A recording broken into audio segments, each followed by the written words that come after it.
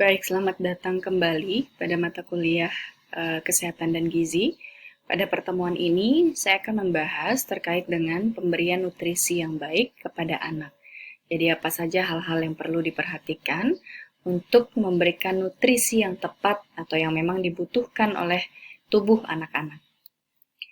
Nah, em, topik bahasan pada perkuliahan hari ini adalah yang pertama, pemberian asupan makan pada bayi, kemudian yang kedua, pemberian asupan makan pada balita, lalu dilanjutkan dengan asupan makan untuk anak prasekolah, kemudian asupan makan untuk anak usia sekolah, lalu kemudian dilanjutkan terakhir dengan asupan makan untuk anak berkebutuhan khusus. Nah, sebelum kita menuju pada topik inti dari perkuliahan ini, pendahuluan atau pengantarnya, saya ingin mengatakan bahwa kebutuhan nutrisi dan praktik pemberian makan akan berubah sering dengan pertumbuhan anak. Nah, kenapa dalam perkuliahan ini dibedakan menjadi beberapa kategori ya. Jadi nutrisi untuk balita, untuk bayi, untuk anak prasekolah itu beda satu sama lain. Kenapa seperti itu? Karena memang terjadi perubahan seiring dengan pertambahan usia dari anak tersebut. Sehingga kebutuhan nutrisinya pun akan berubah. Nah, seperti misalnya bayi ya. Katakanlah kalau bayi itu sampai usia 6 bulan mungkin hanya mengkonsumsi ASI dari ibunya atau susu formula. Namun setelah di usia 6 bulan mulai dia MPASI ya, mulai merasakan atau mencicipi makanan-makanan yang seperti kita makan. Namun teksturnya masih harus yang sangat-sangat lembut gitu. Seperti itu. Jadi memang berubah kebutuhan atau asupan nutrisi kita. Kemudian, adanya kerjasama dengan keluarga dan layanan medis dapat membantu memastikan bahwa mereka memenuhi kebutuhan. Anak-anak itu memenuhi kebutuhan, sorry.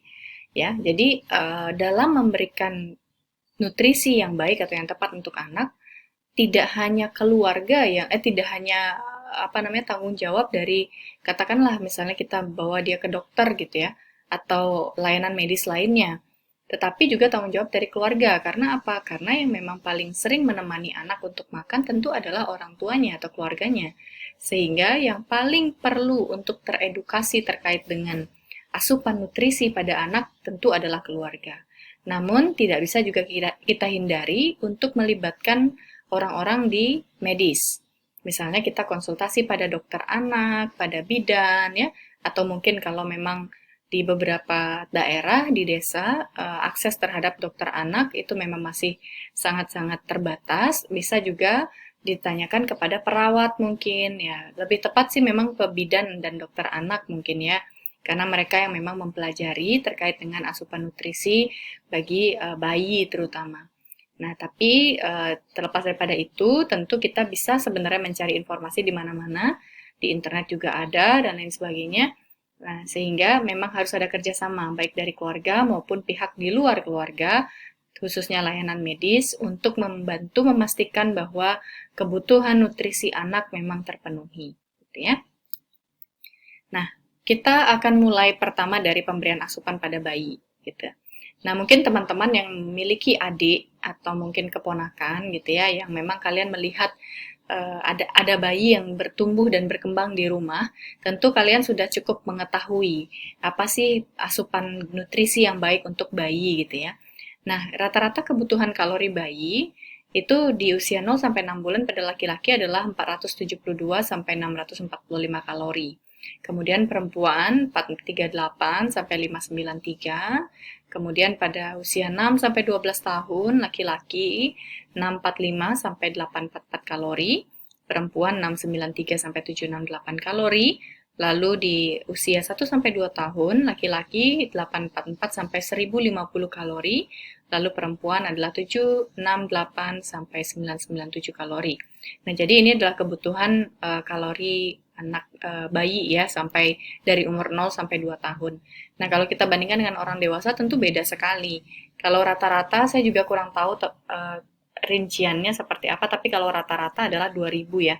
Dan kebutuhan nutrisi atau kalori dari perempuan dan laki-laki tentu juga berbeda. Kalau nggak salah perempuan 2000, sedangkan laki-laki sekitar 2.300, 2.400, saya juga nggak begitu hafal ya. Jadi seperti itu, ada perbedaan. Tidak hanya dari usia, tetapi juga dari jenis kelamin ternyata berbeda juga. Gitu ya.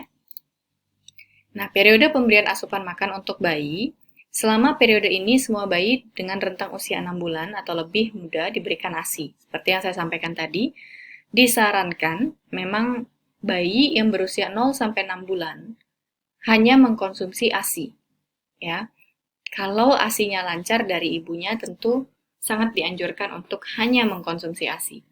Namun sering sekali kondisinya adalah ibu kesulitan untuk memproduksi ASI.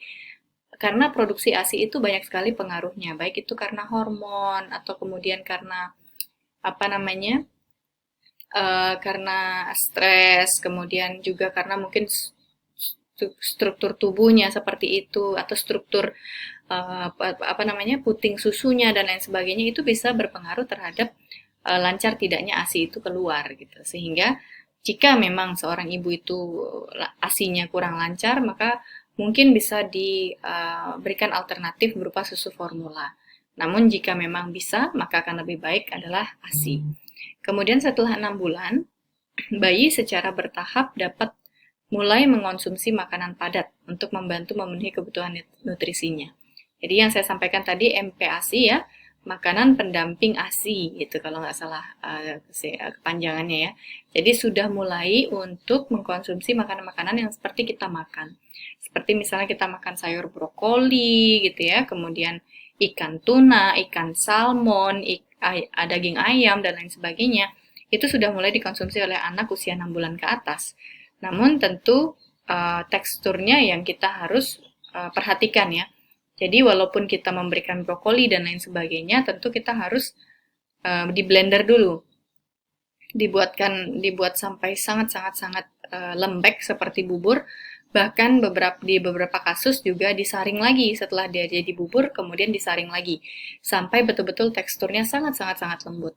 Kenapa harus seperti itu? Karena pencernaan bayi itu tentu belum sama seperti pencernaan orang dewasa ya, sehingga sulit sekali untuk mereka bisa mencerna dengan baik makanan-makanan yang keras. Sehingga ini perlu diperhatikan, takutnya nanti pencernaan kurang bagus, sehingga nanti dia bisa jadi sakit perut atau mencret dan lain sebagainya. Sehingga perlu diperhatikan juga teksturnya, tidak hanya dari makanan itu sendiri. Kemudian nafsu makan bayi akan sering berubah seiring waktu karena lonjakan pertumbuhan, yang biasanya terjadi pada usia sekitar 2 minggu dan 6 minggu, dan pada usia sekitar 3 bulan dan 6 bulan.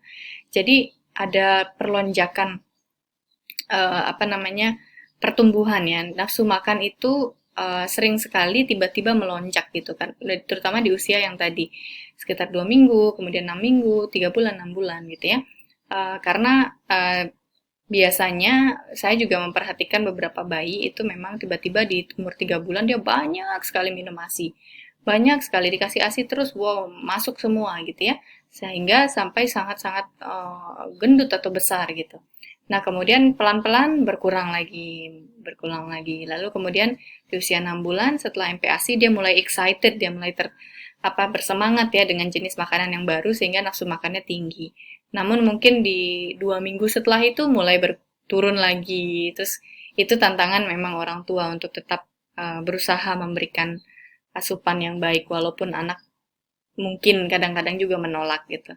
Atau ada yang disebut dengan GTM ya, gerakan tutup mulut gitu. Nah, ini sering sekali terjadi pada bayi di mana mereka di awal-awal mungkin mereka excited, mereka makan dengan sangat-sangat banyak dan bukan banyak ya, lebih kepada sangat bersemangat untuk makan. Tapi ternyata ada saat-saat tertentu mereka lebih suka untuk minum susu saja gitu ya. Sehingga ketika dikasih makanan ternyata mereka tutup mulut gitu. Nah, itu sering juga terjadi. Pertama, menyusui ya. Jadi para ibu dapat memilih untuk memberi makan bayi mereka yang disusui dengan salah satu dari beberapa cara. Ketika misalnya bayi dititipkan pada suatu tempat penitipan misalnya. Karena kan banyak juga sekarang ibu-ibu yang tidak bisa full time untuk mengurus anak ya karena mereka juga bekerja. Sehingga banyak juga ibu-ibu yang menitipkan anaknya pada tempat penitipan anak gitu ya. atau mungkin daycare namanya. Kalau di luar negeri daycare atau kalau di sini tempat penitipan anak. Namun sekarang sudah ada banyak sekali pilihan untuk itu, sehingga ini menjadi opsi yang cukup diminati oleh para ibu-ibu yang, terutama ibu-ibu yang berkarir ya. Jadi bagaimana caranya memberikan makan bayi ketika bayi ditaruh di tempat penitipan? Pertama, ibu bisa menggunakan waktu istirahatnya dia. Jadi misalnya di jam 12 sampai jam 1 atau setengah 2, bisa datang ke tempat tersebut untuk menyusui bayinya. Atau cara kedua juga bisa penyedia penitipan anak memberikan bayi ASI yang telah dikeluarkan ibunya pada hari sebelumnya ya. Jadi sekarang banyak juga ibu-ibu yang akhirnya memiliki cara yang cukup unik ya, yang sering juga dijadikan pilihan oleh ibu-ibu, yaitu pumping menggunakan pompa susu. Nah, sehingga susu itu ketika dipompa kemudian bisa disimpan di dalam kulkas atau mungkin beberapa juga ada yang di dalam freezer dan bisa disimpan dalam beberapa hari, biasanya 5 sampai 6 hari ya. Dan kalau di freezer itu bisa lebih dari itu. Nah, sehingga itu juga menjadi pilihan bagi ibu-ibu yang menyusui ya, dan kemudian bisa memberikan susu tersebut yang sudah dimasukkan ke botol ataupun mungkin wadah-wadah plastik gitu ya, khusus untuk tempat ASI. Nah, itu bisa diberikan kepada tempat penitipan anak dan kemudian bisa susu itu bisa diberikan pada anak oleh petugas di tempat penitipan tersebut. Jadi itu adalah beberapa cara untuk memberikan ASI eksklusif walaupun seorang ibu sedang mungkin bekerja atau melakukan aktivitas yang lain. Nah, pemberian susu formula juga menjadi alternatif ya, karena kadang seperti yang saya sampaikan, banyak juga ibu-ibu yang ASInya nggak keluar gitu kan. Nah, sehingga susu formula juga menjadi alternatif yang baik juga gitu ya. Tidak semua susu formula sama ya, tidak semua susu formula sama dan ada pertimbangan penting yang harus diperhatikan oleh orang tua atau pengasuh. Misalnya adalah yang pertama, formula standar menggunakan susu sapi sebagai bahan dasarnya. Susu sapi memiliki 20 kalori per ons cairan, mirip dengan ASI, dengan vitamin dan mineral yang ditambahkan. Kemudian yang kedua, susu formula yang berbahan dasar kedelai juga bisa diberikan pada bayi. Yang alergi dengan protein susu sapi, karena dia ketika misalnya mengkonsumsi susu sapi mengalami diare, sembelit, dan lain sebagainya. Dan disebut dengan lactose intolerant ya, jadi bahkan orang dewasa pun juga banyak yang tidak toleran atau tidak familiar atau tidak bersahabat dengan susu sapi, sehingga solusinya adalah memberikan susu kedelai. Jadi susu formula bisa berbahan dasar susu sapi ya, atau kemudian atau susu kedelai. Nah, tips melibatkan keluarga dalam mendukung nutrisi ASI bayi ya. Pertama, menggunakan pompa ASI dapat membantu bayi Anda tetap mendapatkan nutrisi terbaik jika ASI tidak keluar. Jadi beberapa ibu yang ASInya tidak keluar, dengan menggunakan pompa ini sebenarnya bisa merangsang ASI itu untuk keluar. Dan kemudian ketika sudah keluar kita simpan di tempat-tempat tertentu yang sudah disediakan. Kemudian jangan gunakan bantal atau benda lain untuk memegang botol untuk bayi Anda. Ini membuatnya sulit dan dapat membuat bayi muntah setelah selesai menyusui. Jadi jangan gunakan penyangga yang lainnya, kalau bisa memang kita langsung yang memegang gitu. Jadi ada orang yang memegang botol si bayi itu gitu, sehingga menghindari yang namanya muntah. Bayi itu cenderung mudah sekali untuk muntah seperti itu, sehingga hal-hal tersebut perlu dihindari. Kemudian pastikan Anda mengambil botolnya jika bayi tertidur. Jika Anda membiarkan bayi minum lewat botol di mulutnya saat ia tertidur, hal ini membuat sisa susu dapat merusak giginya atau membuatnya tersedak. Ya, jadi seperti itu, ketika bayi itu tertidur, maka kita harus mengambil sisa susu itu dari sisa susu yang ada di botol itu kita ambil agar dia tidak tersedak, gitu ya. Kemudian berikan ASI atau susu formula hingga berusia 6 bulan eksklusif, kecuali terdapat saran dari dokter yang mengharuskan bayi untuk lanjut menyusui. Seperti yang saya sampaikan tadi, 6 bulan itu adalah waktu yang paling tepat ya. Pokoknya selama 6 bulan itu harus eksklusif. Namun jika selebihnya ternyata ingin memberikan ASI lagi setelah 6 bulan itu sebenarnya bagus juga, tidak masalah gitu ya. Namun tentu di 6 bulan awal itu adalah 6 bulan yang adalah waktu-waktu yang paling penting. Nah, kemudian mengenalkan makanan untuk bayi. Dengan pengenalan makanan padat, bayi mulai belajar cara menangani makanan dan cara makan sendiri. Pada usia 6 hingga 7 bulan, bayi dapat menggunakan seluruh tangan mereka untuk mengambil barang. Jadi dia sudah mulai menggenggam ya, menggenggam barang-barang atau makanan-makanan yang hal-hal yang ada di sekelilingnya. Mereka dapat mengangkat barang-barang yang lebih besar, tetapi mengambil makanan yang lebih kecil itu sulit. Ya, pada usia 8 bulan, seorang anak mungkin dapat menggunakan genggaman menjepit ya, yang menggunakan jari untuk mengambil benda. Jadi, mulai di usia 8 bulan baru mungkin bisa menggunakan jari-jarinya untuk mengambil sesuatu. Namun di usia 6 bulanan itu baru mulai bisa untuk menggenggam sesuatu, barang-barang yang benda-benda yang cukup besar, tapi untuk hal-hal yang kecil, benda yang kecil memang masih agak sulit. Oke. Kemudian sajikan makanan yang lembut dan halus, potong makanan menjadi potongan kecil, atau iris tipis dan sehingga dapat mudah dikunyah dan ditelan oleh bayi. Hindari makanan yang menyebabkan bayi tersedak seperti makanan yang kecil-kecil dan licin gitu ya. Maksudnya yang kecil-kecil itu artinya intinya yang bukan, kalau bayi memang lebih baik jika diberikan makanan yang teksturnya itu lembut. Walaupun misalnya makanan itu kecil, tetapi kalau teksturnya tidak lembut, maka itu akan membuat bayi bisa jadi tersedak. Makanan yang kering juga bisa membuat bayi tersedak juga ya. Jadi kadang-kadang biskuit-biskuit itu kalau dimakan langsung oleh bayi, karena dia bentuknya remah-remah begitu kalau sudah digigit ya, sehingga itu bisa jadi membuat tersedak. Sehingga biskuit bayi itu akan lebih baik kalau kita buat seperti bubur ya, diisi air, kemudian dicampur air dan kemudian menjadi seperti bubur. Oke, kemudian pemberian ASI dan pemberian makanan untuk bayi ini dapat dibaca sendiri ya teman-teman. Jadi dalam pemberian ASI ini sebenarnya memang lebih disarankan sampai usia 6 bulan seperti yang saya sampaikan tadi. Pastikan juga kalau misalnya ASI tidak keluar, pastikan juga susu formula itu disiapkan memang yang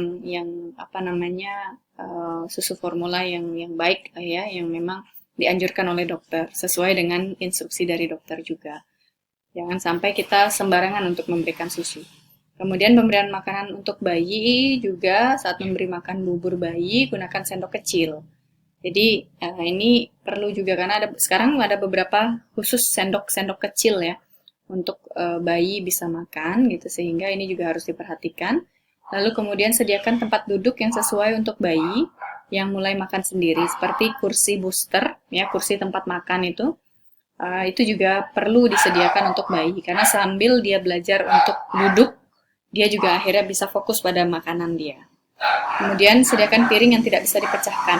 Nah, biasanya kalau anak makan, itu dia tidak bisa hanya fokus pada makanan yang masuk ke mulutnya saja. Dia harus dibuat asik dengan sesuatu. Sehingga kita sering perlu menyediakan mangkok atau piring atau mungkin sendok-sendok yang berbahan dasar plastik sehingga tidak mudah untuk pecah dan itu bisa dipakai mainan oleh si bayi itu sendiri saat dia sedang makan.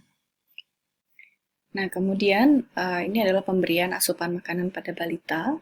Menurut American Academy of Pediatrics, jadi perkumpulan dari dokter anak ya, balita dan anak-anak dari segala usia membutuhkan 600 unit vitamin D setiap harinya. Susu dan sereal yang diperkaya vitamin D dapat membantu memenuhi kebutuhan ini. Namun, balita yang tidak mendapatkan cukup zat gizi mikro ini harus mendapatkan suplemen. Ya, jadi ketika mereka membutuhkan banyak vitamin D ya per harinya, yaitu 600 unit vitamin D. Dan ini bisa diambil dari susu dan juga sereal ya untuk bayi. Nah, namun jika tidak mendapatkan cukup zat gizi mikro, dia harus dibantu dengan suplemen. Jadi banyak juga dokter yang akhirnya memberikan beberapa suplemen atau vitamin ya untuk anak karena beberapa vitamin atau nutrisi itu tidak tercukupi di anak tersebut. Nah, dokter anak juga dapat meresepkan suplemen fluoride ya untuk balita yang tinggal di daerah dengan air yang kekurangan kandungan fluoride. Kekurangan zat besi juga menjadi perhatian utama bagi anak-anak antara usia 2 dan 3 tahun.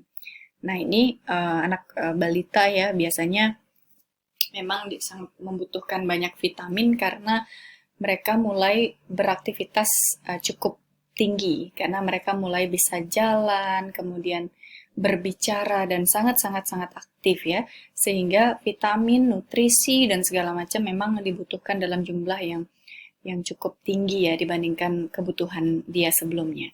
Sehingga hal-hal ini perlu diperhatikan. Nah, kemudian bagaimana balita itu makan makanannya sendiri ya. Pada periode ini, anak-anak sudah dapat makan makanan sendiri. Jadi di umur 2 sampai 3 tahun, di usia balita ya, sampai 5 tahun kurang, anak-anak sudah mampu makan makanannya sendiri.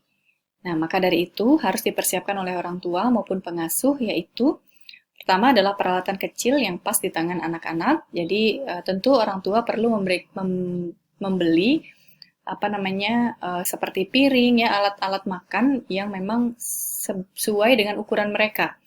Jangan pakai piring-piring yang biasa dipakai oleh orang dewasa ya, karena akan kesulitan bagi mereka untuk menggunakan.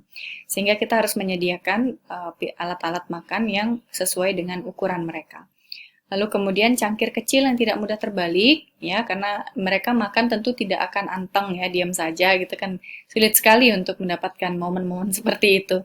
Tentu saja mereka akan kesana kemari gitu dan penting bagi kita untuk menggunakan cangkir yang berisi air ya, yang tidak mudah terbalik dalam arti adalah yang cukup kokoh, namun berbahan dasar ya plastik atau ya plastik yang cukup baik yang tidak mudah untuk pecah. Kemudian piring dengan tepi untuk mencegah makanan jatuh. Jadi jangan piring yang datar ya, karena beberapa piring yang digunakan orang dewasa itu datar, namun untuk balita agak sulit untuk menggunakan piring yang datar. Lalu kemudian makan dengan porsi kecil di piring, kemudian kursi tinggi, kursi booster atau kursi tertutup kecil untuk mencapai meja rendah. Ya, jadi ada kursi khusus, mungkin kursi booster itu yang seperti kursi bayi makan, boleh itu. Kemudian juga bisa jadi kursi yang lain yang memang khusus untuk mereka bisa duduk dan makan. Nah, kemudian tantangan memberi makan balita. Pada usia balita dan seterusnya, orang tua bertanggung jawab atas apa yang dimakan anak. Kapan mereka makan dan di mana mereka makan. Sementara anak-anak bertanggung jawab atas berapa banyak makanan yang mereka makan dan apa yang mereka makan. Jadi orang tua memiliki peran yang sangat besar. Mereka menentukan apa yang balita makan ya, karena tentu anak-anak balita walaupun dia sudah bisa makan sendiri dan makanannya juga jenisnya mirip-mirip seperti orang dewasa, namun dia belum bisa untuk menyiapkannya sendiri atau memilih makanannya sendiri. Sehingga tentu orang tua yang menentukan kapan mereka akan makan dan di mana mereka makan, apa yang mereka makan. Namun anak-anak balita itu biasanya mereka menentukan seberapa banyak mereka akan makan. Karena banyak sekali kasus di mana orang tua memberikan satu porsi makanan untuk balita, tapi tentu tidak habis bagi mereka. Gitu ya, banyak yang nggak habis. Nah, tentu itu sulit juga untuk kita kendalikan, namun tetap orang tua harus berusaha untuk anak itu bisa tetap memenuhi kebutuhan nutrisinya. Kemudian, adapun peran orang tua atau pengasuh dalam pemberian makan meliputi memilih dan menyiapkan makanan ya, seperti yang disampaikan tadi. Kemudian menyediakan makanan dan cemilan secara teratur. Anak juga perlu cemilan ya. Mungkin di pagi itu makan, kemudian tengah-tengah jam 10 itu nyemil, kemudian jam 12-an makan lagi, kemudian jam 2, jam 3 nyemil, kemudian makan lagi di jam 2, jam 6 atau jam 7, seperti itu misalnya. Lalu kemudian membuat waktu makan menyenangkan, menunjukkan kepada anak apa yang harus mereka pelajari tentang perilaku waktu makan, kemudian menghindari membiarkan anak-anak makan di antara waktu makan atau cemilan ya. Jadi harus dibuat menyenangkan. Kadang-kadang kita melihat ya orang tua membuat suatu drama kadang-kadang atau suatu cerita gitu supaya anak itu tertarik untuk makan gitu ya. Jadi harus membuat momen makan itu menjadi menyenangkan. Nah, kemudian kalau anak prasekolah atau anak usia dini ya, berikut panduan kalori harian bagi anak-anak prasekolah karena di sini mereka sudah sangat aktif bergerak ya. Sudah sangat aktif bergerak. di mana di umur 2 tahun seperti ini ya 1000 kalori, kemudian di umur 3 tahun. Nah, teman-teman bisa melihat sendiri kebutuhan kalori mereka seperti apa. Lalu kemudian di umur 4 sampai 5 tahun seperti ini ya, sudah mulai meningkat ya. Dari setiap tahun sudah mulai meningkat. Dan di umur 5 tahun sudah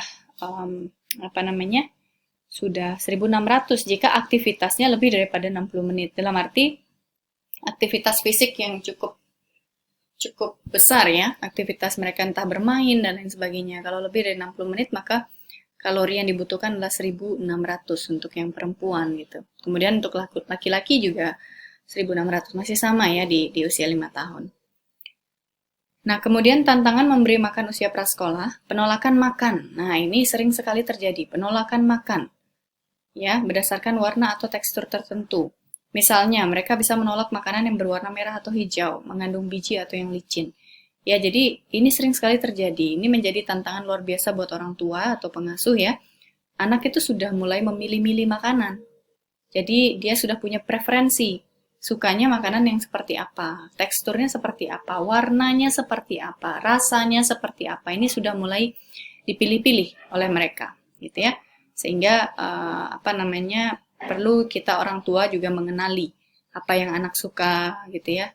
Ya, seperti itu. Kemudian hanya memilih 1 atau 2 makanan yang mereka sukai dan menolak untuk makan apapun. Gitu. Nah, ini sering terjadi juga. Lalu membuang-buang waktu di meja dan tampak tertarik melakukan apapun selain makan. Jadi, makan itu bagi mereka bukanlah aktivitas yang menyenangkan bagi anak-anak usia prasekolah. Karena apa? Karena mereka mulai belajar untuk main dengan teman di sini. Sehingga mereka lebih happy untuk main dengan teman ketimbang makan. Kalau orang dewasa mungkin sukanya makan gitu ya. Tapi kalau anak usia dini atau anak prasekolah tentu lebih menikmati bergaul atau bermain dengan teman ketimbang makan.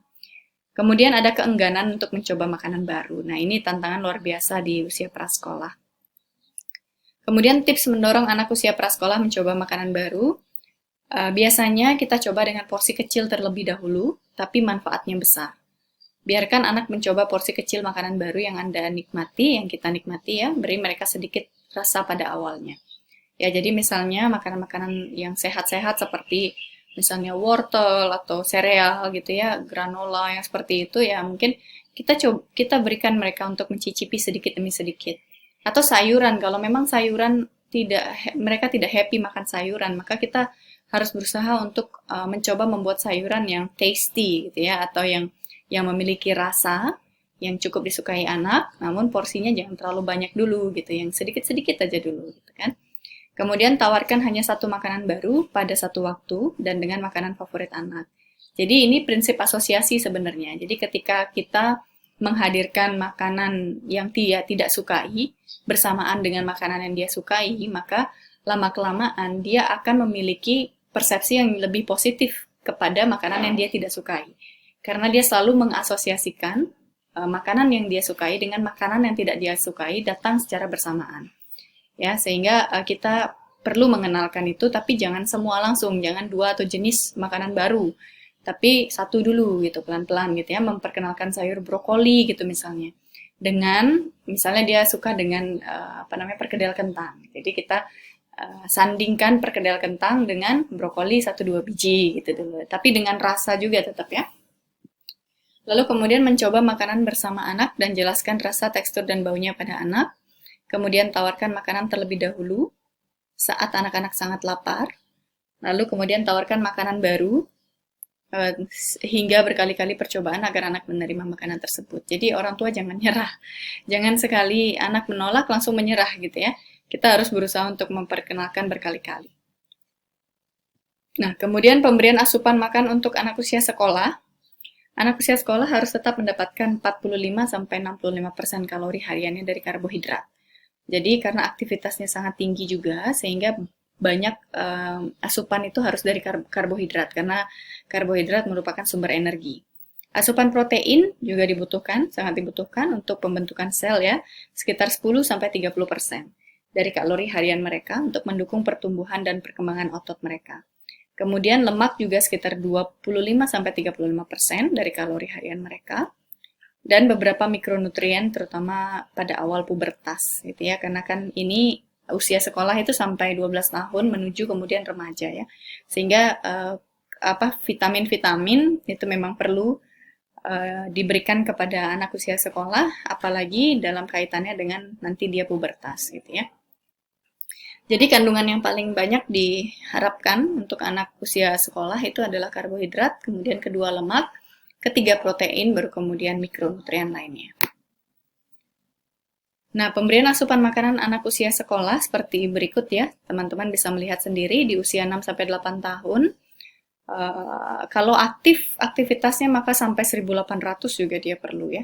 Kalau laki-laki dan perempuan adalah 1.600, tergantung dari aktivitasnya. Kemudian dari usia 9-10 tahun, lalu 11-12 tahun, di sini juga ada.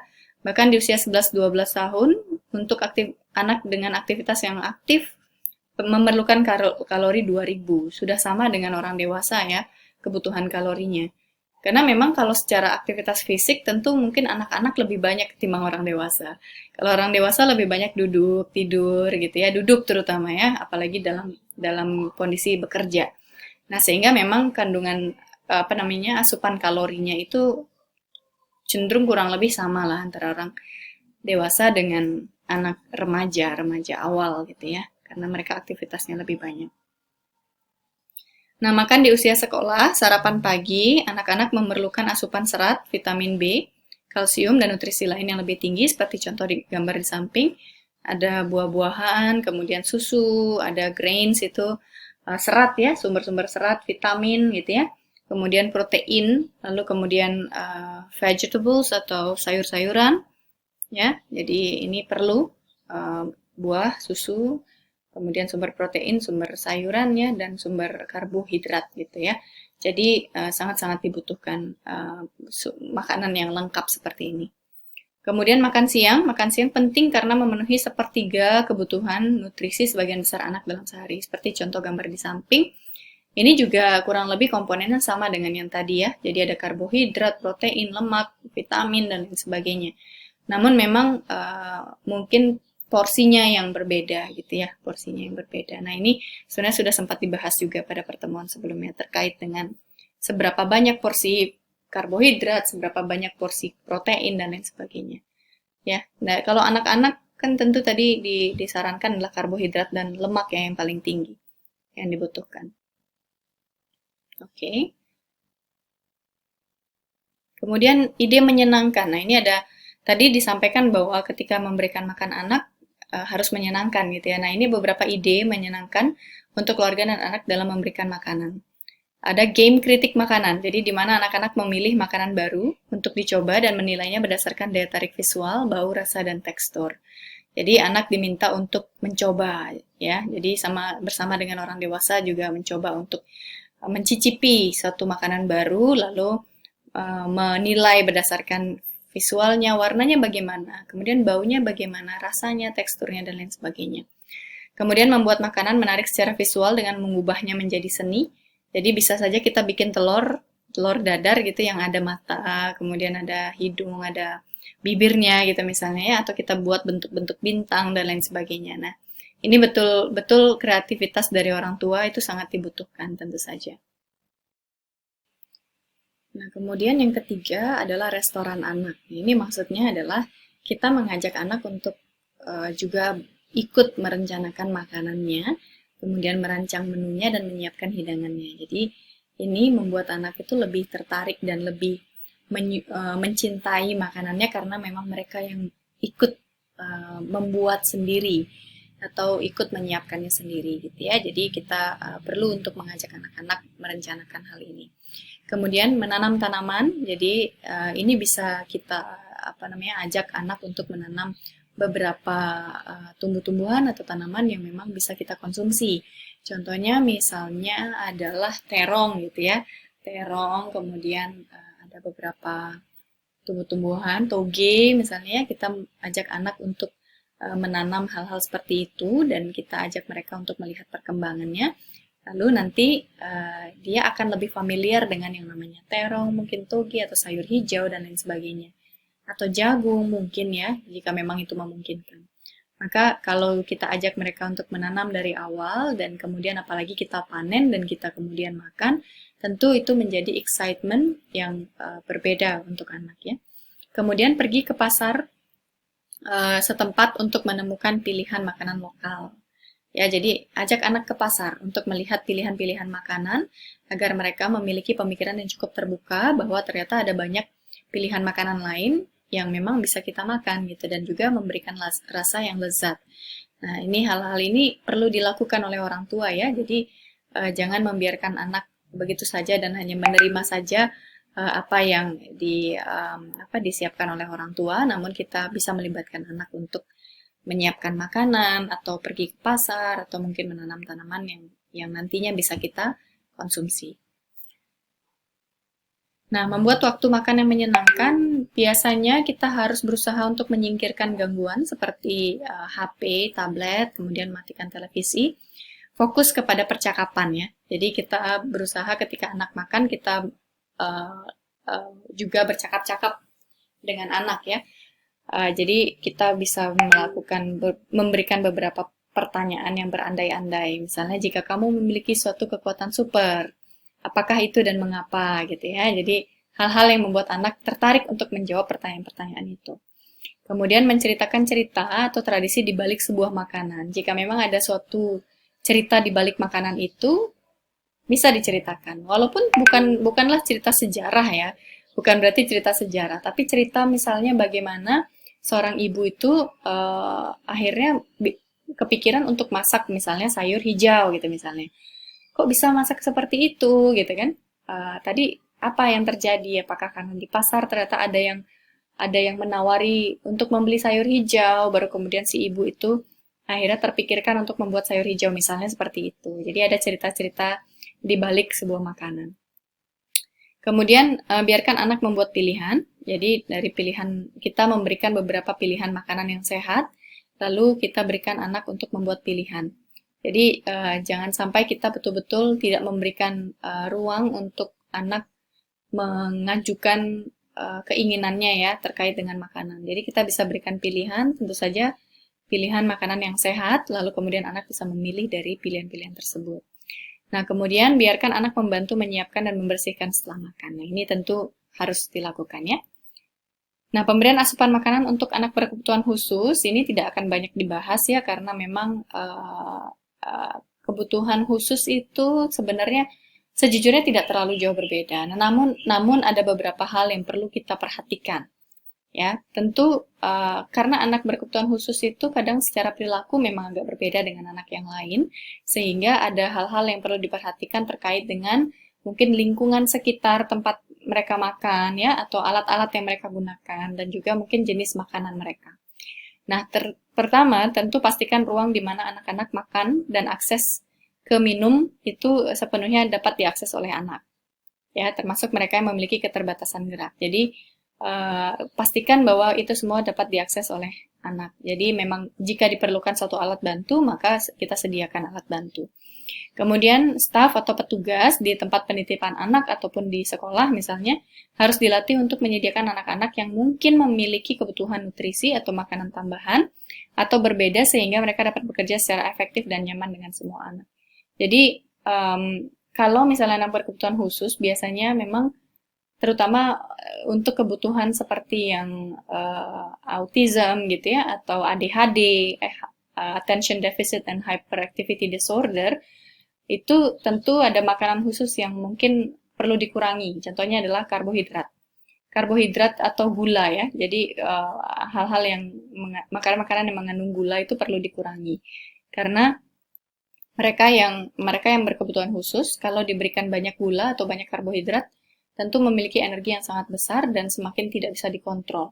Sehingga perlu makanan-makanan yang lebih banyak protein dan mungkin lemak ya untuk untuk memberikan asupan nutrisi yang terbaik untuk anak berkebutuhan khusus. Kemudian ikuti pembatasan aturan makan apapun sesuai kebutuhan anak. Jadi kita harus mengikuti anjuran dari dokter juga dan juga psikolog ya jika memang mendapatkan treatment medis dan juga psikologis terhadap anak ini, tentu biasanya psikolog dan dokter memberikan beberapa rekomendasi. Misalnya seperti makannya itu harusnya berapa kali. kemudian di jam berapa saja. Dan biasanya memang kalau anak berkebutuhan khusus, itu jam makannya tuh harus konsisten. Kalau memang jam makan siang adalah jam 12, maka jam 12 lah, tidak boleh lebih dan tidak boleh kurang. Lalu kemudian jam 6 juga seperti itu. Nah, itu perlu diperhatikan anjuran dari dokter atau psikolog ya untuk memberikan treatment yang terbaik dan mencegah beberapa perilaku-perilaku yang tidak terkontrol itu muncul, gitu ya. Baik, demikian yang dapat saya sampaikan. Semoga dapat menambah wawasan kita semua ya terkait dengan nutrisi yang baik, pemberian nutrisi yang baik untuk anak, gitu ya. Nah, sekarang silakan teman-teman untuk membaca lebih lanjut terkait dengan materi ini. Dan jika ada hal-hal yang ditanyakan, bisa silakan langsung ditanyakan pada grup WhatsApp maupun pada e-learning. Demikian yang dapat saya sampaikan. Terima kasih dan sampai jumpa pada pertemuan berikutnya.